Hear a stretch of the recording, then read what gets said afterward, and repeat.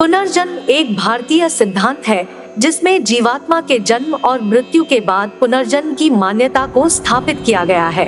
विश्व के सबसे प्राचीन ग्रंथ ऋग्वेद से लेकर वेद, दर्शन शास्त्र, पुराण, गीता, योग आदि ग्रंथों में पूर्वजन्म की मान्यता का प्रतिपादन किया गया है। कुछ सामान्य प्रश्न जो पुनर्जन्म को समझते समय हमारे मन में आते हैं, जवाबों के साथ मैं आपके लिए लाई हूँ। प्रश्न 1, पुनर्जन्म क्यों होता है? इसका उत्तर, जब एक जन्म के अच्छे बुरे कर्मों के फल अधूरे रह जाते हैं तो उनको भोगने के लिए दूसरे जन्म आवश्यक है। प्रश्न 2, अच्छे बुरे कर्मों का फल एक ही जन्म में क्यों नहीं मिल जाता है? इसका उत्तर है नहीं।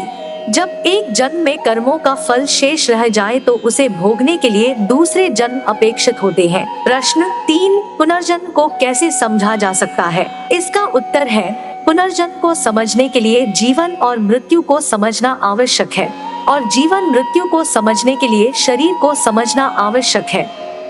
प्रश्न, सूक्ष्म शरीर किसको बोलते हैं?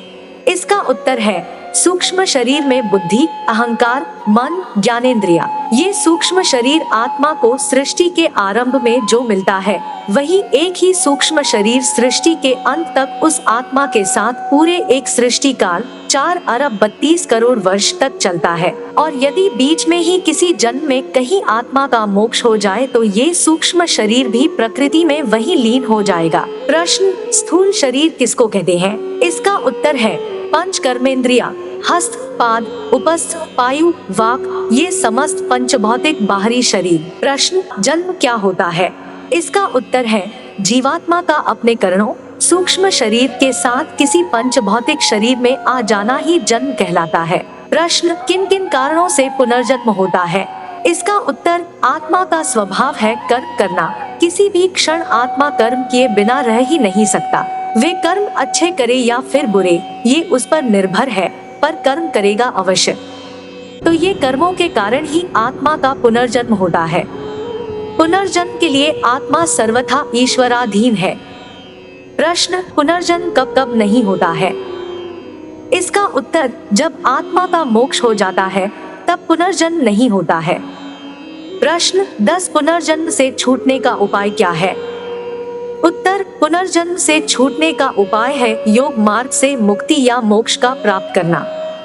प्रश्न, पुनर्जन्म में शरीर किस आधार पर मिलता है?